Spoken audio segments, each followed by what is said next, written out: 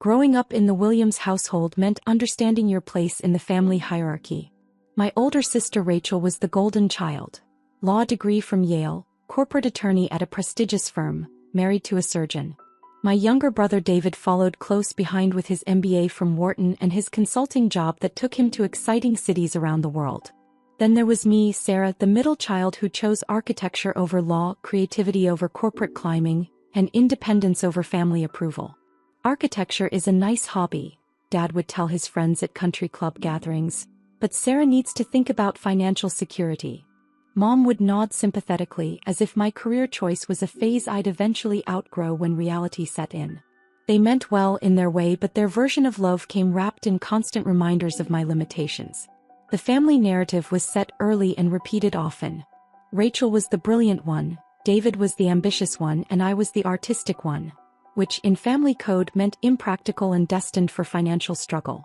Every holiday dinner included subtle updates on Rachel's latest court victories or David's international business deals, while my architectural projects were dismissed with polite interest and quick subject changes. When I graduated from architecture school 8 years ago, the family's reaction was predictably lukewarm. "Very nice, dear," Mom had said, "but when will you start looking for a real job?" The fact that I'd been hired by a respected firm in Boston apparently didn't qualify as employment in their eyes. Real jobs, according to family wisdom, came with guaranteed salaries and clear advancement paths, not the uncertainty of creative fields. My relationship with architectural development had begun during my first year at the firm, when I'd proposed an innovative approach to adaptive reuse projects. Instead of simply designing buildings for other people to construct, what if architects took ownership of the entire development process? My supervisor had laughed at the suggestion, but something about the idea wouldn't let go of me. I started small, investing my modest salary into a rundown warehouse in a transitioning neighborhood. Working nights and weekends, I transformed it into loft apartments that sold for 3 times my initial investment. The family barely noticed, too focused on Rachel's partnership track and David's promotion to senior consultant. The second project was larger, a defunct textile factory that I converted into mixed-use commercial space.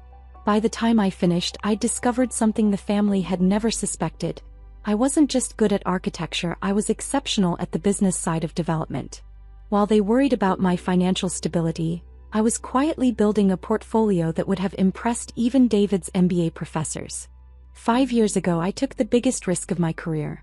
A struggling event venue in the suburbs was facing bankruptcy, and the location was perfect. Historic charm with modern accessibility, surrounded by mature landscaping and convenient to major highways.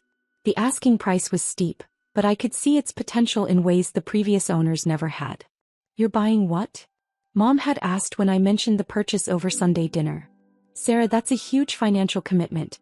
Are you sure you can handle something that complicated?" "Event planning isn't architecture," Dad added helpfully. "You don't have any experience in hospitality management." I'd smiled and agreed that it was a learning experience, which seemed to satisfy their need to express concern while maintaining plausible deniability about supporting my choices. What I didn't mention was that I'd spent 2 years researching the industry, consulting with event planners, and developing renovation plans that would transform the property into something unprecedented in the region. The renovation took 18 months and every dollar I'd earned from previous projects. I gutted the interior, redesigned the floor plan, added state-of-the-art lighting and sound systems, and created outdoor ceremony spaces that took advantage of the property's natural beauty. When I was finished, Willowbrook Estate wasn't just an event venue, it was a destination. The first wedding I hosted exceeded every expectation.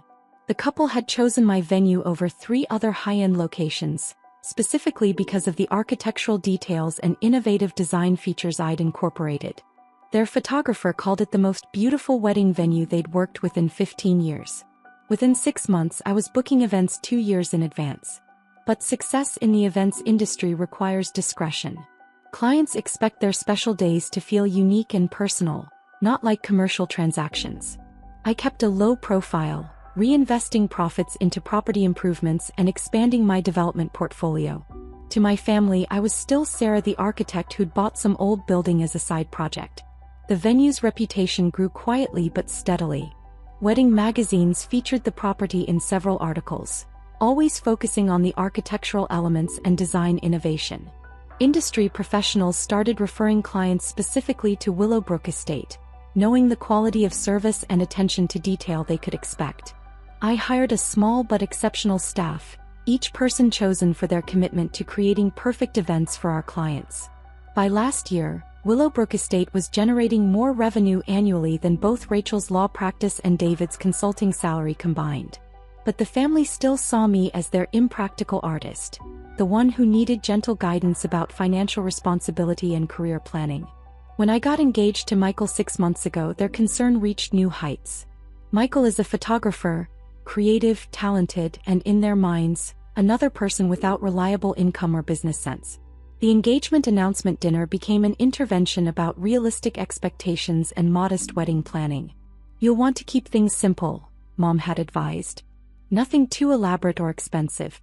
Michael seems lovely, but two artists planning a wedding." She'd left the sentence hanging, the implications clear. "There are beautiful community centers that rent for very reasonable rates," Dad added. "Much more practical than those fancy venues that cost a fortune." Rachel, ever helpful, had researched budget wedding options and printed out a list of affordable alternatives. "Some of these places are quite nice," she'd assured me, "and they understand couples on limited budgets." I'd thanked them for their concern and promised to be financially responsible, which seemed to ease their worry without committing to anything specific. The truth was, I'd already been planning my wedding venue for years. Not the celebration itself, but the space where it would happen. Willowbrook Estate hadn't just been a business investment. It had been designed with the dream of hosting my own wedding someday. Michael understood the family dynamics without needing detailed explanations. As a photographer, he'd worked at dozens of wedding venues and immediately recognized the quality and uniqueness of Willowbrook Estate when I first brought him to see the property. "This place is incredible," he'd said, wandering through the gardens and main hall. "Whoever designed this really understood how events flow through space." I'd smiled without mentioning that the designer was standing next to him. Planning our wedding became a careful balance between creating the celebration we wanted and managing family expectations. I arranged vendor meetings at neutral locations, handled most details through email and phone calls, and kept conversations with my parents focused on guest lists and menu preferences rather than budgets and logistics. 2 months before the wedding, Mom asked the question I'd been expecting. "Sarah, have you actually seen this venue you've chosen? We should probably do a walkthrough to make sure it's appropriate." "Of course," I'd replied. "I can arrange a tour anytime you'd like." We scheduled the visit for a Saturday morning when the venue had no events booked.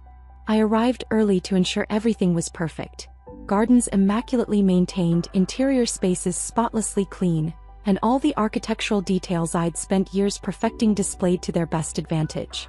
Mom and Dad pulled into the circular driveway exactly on time, their expressions already showing concern as they took in the property's scope and obvious quality. This was clearly more elaborate than the community center receptions they'd been envisioning. "Sarah," Mom said as we walked toward the entrance, "this looks very expensive. Are you sure this is within your budget?" "The grounds are beautiful," Dad added, "but places like this usually charge premium rates. You don't want to start your marriage in debt over one day." I led them through the main entrance into the grand foyer, where afternoon sunlight streamed through the custom stained glass windows I'd designed specifically to create dramatic lighting effects for wedding photography. The space was breathtaking: soaring ceilings, original hardwood floors restored to perfection, and architectural details that balanced historic charm with modern elegance. Mom stopped walking and stared. "Sarah, this is gorgeous, but it must cost a fortune. How can you possibly afford something like this?" Before I could respond, we were joined by Jennifer, my venue coordinator, who'd been handling client inquiries in the office. "Good afternoon," Jennifer said, approaching with professional warmth. "You must be Sarah's parents. I'm Jennifer, the venue coordinator here at Willowbrook Estate." "It's beautiful," Mom said, still looking around with obvious concern, "but we're worried about costs. Sarah and Michael are both in creative fields, and venue fees for places like this can be. This place is too expensive for you," Mom declared, turning to me with parental authority. "Sarah, be realistic about what you can actually afford." Dad stepped forward supportively. "Find somewhere you can actually afford. There are lovely places that won't put you in financial jeopardy." I nodded calmly, accustomed to their protective concern. I understand completely. Jennifer looked confused by the conversation, consulting the folder in her hands. Ms. Williams, shall we finalize your ownership renovations for the bridal suite? The contractors are waiting for approval on the marble selections. Mom's jaw dropped open. The color drained from Dad's face. Ownership renovations? Mom repeated weakly. Jennifer realized her mistake immediately. Oh my. I'm so sorry, Ms. Williams. I assumed. She looked between my parents and me, clearly flustered. Would you prefer to discuss this privately? The silence stretched across the foyer like a held breath. Dad was staring at me with an expression I'd never seen before, confusion mixed with something approaching awe. Mom appeared to be struggling with basic comprehension. Sarah, Dad finally said, his voice barely above a whisper, what did she mean by ownership renovations? I took a deep breath, knowing that the carefully maintained family narrative was about to shatter completely. I own Willowbrook Estate, Dad. I bought it 5 years ago, designed the renovations and built it into one of the premier wedding venues in New England. You own this? Mom asked, gesturing at the soaring architecture around us. This entire property? All 47 acres, yes. The main building, the gardens, the chapel, the reception halls, and the bridal facilities. I designed most of the renovations myself and oversaw the construction. Jennifer, still clutching her folder, added helpfully, Ms. Williams is actually one of our region's most innovative architectural developers. Willowbrook Estate has been featured in several wedding magazines and architectural journals. We host over 200 events per year. The number seemed to hit Dad with physical force. 200 events per year, at venue rental rates he was only beginning to calculate, represented revenue streams that dwarfed his own successful accounting practice. But how did you afford? He started, then stopped. Realizing the question revealed how fundamentally he'd misunderstood my financial situation. The architectural firm was just my starting point, I explained. I've been developing properties for 8 years now. Willowbrook Estate is my flagship property, but I have residential and commercial projects throughout New England. Mom sat down heavily in one of the antique chairs I'd carefully restored for the foyer. Sarah, why didn't you tell us any of this? The question hung in the air, loaded with implications none of us were quite ready to address directly. Why hadn't I told them? Because every family gathering included reminders about my impracticality and financial limitations. Because their love came wrapped in assumptions about my capabilities that I'd grown tired of challenging. I tried to mention projects over the years, I said gently. But the family was always focused on Rachel's legal career and David's consulting success. My work seemed less important. Dad was walking through the space now, his accountant's eye taking in details he'd missed during his initial concern about costs. Original crown molding restored to museum quality. Custom millwork that would have cost more than most people's cars. Lighting systems that created architectural drama while remaining invisible to guests.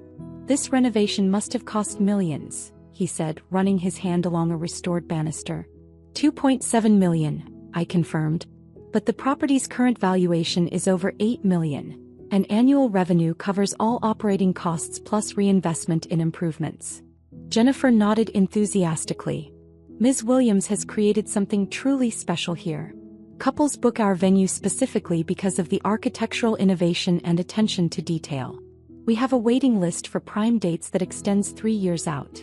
Mom looked up from her chair, tears forming in her eyes. Sarah, I don't understand. If you've been this successful, why did you let us think you were struggling financially? The question pierced deeper than she probably intended. How do you explain to loving parents that their concern had become a barrier to sharing success? That their protective instincts had created a dynamic where achievements felt like corrections to their judgment rather than celebrations to be shared? I never wanted to make you feel bad, I said honestly. You meant well with the advice about financial security and practical careers. It was easier to let you worry than to make you feel foolish for worrying. Dad shook his head slowly. We weren't worried because we thought you were foolish, Sarah. We were worried because we love you and wanted you to be secure. But you were secure, Mom added, her voice filled with wonder. More than secure. You were building an empire while we fretted about your career choices. Jennifer cleared her throat diplomatically. Should we continue the tour?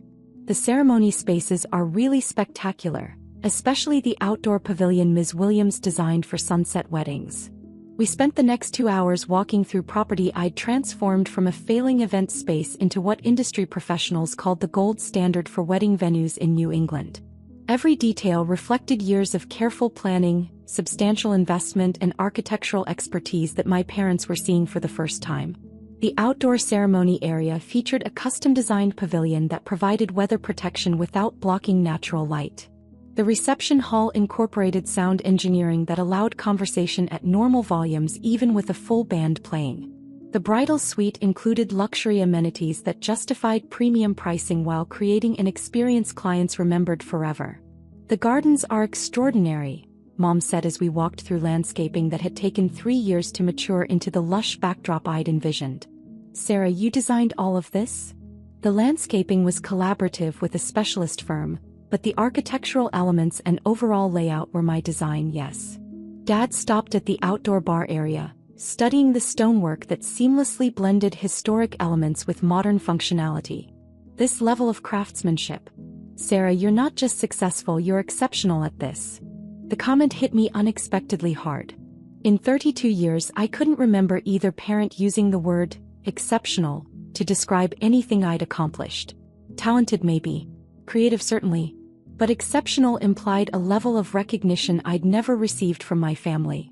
As we completed the tour, I watched my parents process information that fundamentally changed how they understood my life.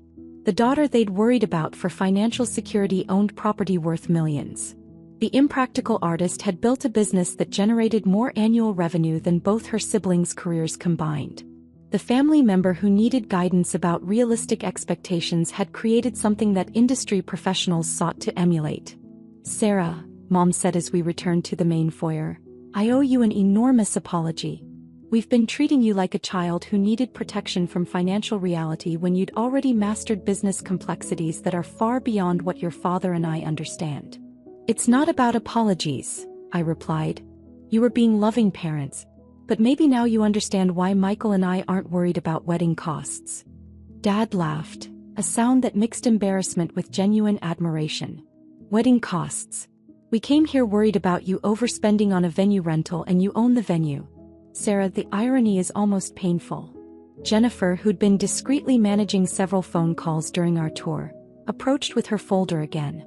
Ms. Williams, I don't mean to interrupt, but we have 3 couples scheduled for consultations this afternoon, and the florist needs approval on the arrangements for next weekend's event. The mention of ongoing business operations seemed to crystallize something for my parents. This wasn't just an impressive property I'd purchased. It was an active, thriving enterprise that required constant management and decision-making. You should handle your business, Mom said. We've taken enough of your time and we have a lot to process from this morning. As they prepared to leave, Dad pulled me aside. Sarah, I need to ask you something and I want an honest answer. When we gave you advice about practical career choices and financial security, did that hurt you? The question was harder to answer than I'd expected. It hurt because it felt like you couldn't see what I was actually accomplishing. But I also understood that you were trying to protect me from disappointment. Your intentions were always loving. But our assumptions were completely wrong, he said. We protected you from financial struggles you'd already overcome while missing the success you'd achieved. The success wouldn't have been possible without the work ethic and values you taught me, I replied. You gave me the tools to build this, even if you didn't recognize the building when it was finished. Mom hugged me tightly before they left. We're proud of you, Sarah. Not just the business success, but the grace with which you've handled our misunderstanding. A lesser person would have thrown this in our faces years ago. After they left, I stood in the foyer of the venue I'd created, processing the morning's revelations. Jennifer approached cautiously, clearly concerned about the family dynamics she'd accidentally exposed. I'm so sorry about mentioning the renovations, she said. I had no idea your parents didn't know about your ownership. It's fine, I assured her. Actually, it's better than fine. It was time they knew. That evening, Michael called to check on the venue tour. How did they react to Willowbrook Estate? Shock initially, then embarrassment about their assumptions. But ultimately, I think they're genuinely proud once they understood what I'd built. And how do you feel about them knowing? The question made me consider emotions I'd been avoiding for years. Relieved mostly. It was exhausting pretending to be less successful than I actually am. But also sad that it took so long for them to see me clearly. They see you now, Michael pointed out. And they're going to see you walk down the aisle at the venue you designed and built. That's pretty spectacular, Sarah. 2 days later, Rachel called with a reaction that was quintessentially her. Mom told me about Willowbrook Estate. Sarah, why didn't you ever mention that you're apparently some kind of real estate mogul? It never came up in conversation, I said mildly. It never came up? You own a multimillion-dollar business and it never came up? Sarah, I've been giving you career advice for years when you were already more successful than I am. Your career advice was well-intentioned, I replied, enjoying Rachel's dismay more than I probably should have. David's reaction is even better, she continued. He spent 20 minutes calculating your probable annual revenue and then just sat there saying "holy shit" over and over. Mom had to tell him to watch his language. The family dinner the following Sunday had a completely different dynamic. Instead of updates on Rachel's cases and David's consulting projects, conversation focused on my upcoming wedding and business developments at Willowbrook Estate. Dad asked detailed questions about development financing and construction management. Mom wanted to know about client relations and event coordination. I keep thinking about all the times we worried about your financial future, Mom said during dessert. Sarah, you must have wanted to laugh at our concern. I never wanted to laugh, I said honestly.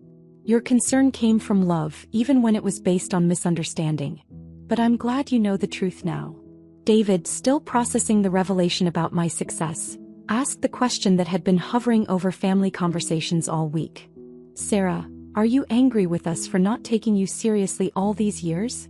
The question deserved careful consideration. I'm not angry, but I am sad that it took so long for you to see what I was capable of accomplishing. Family support would have meant a lot during the years when I was building this business. You have our support now, Dad said firmly.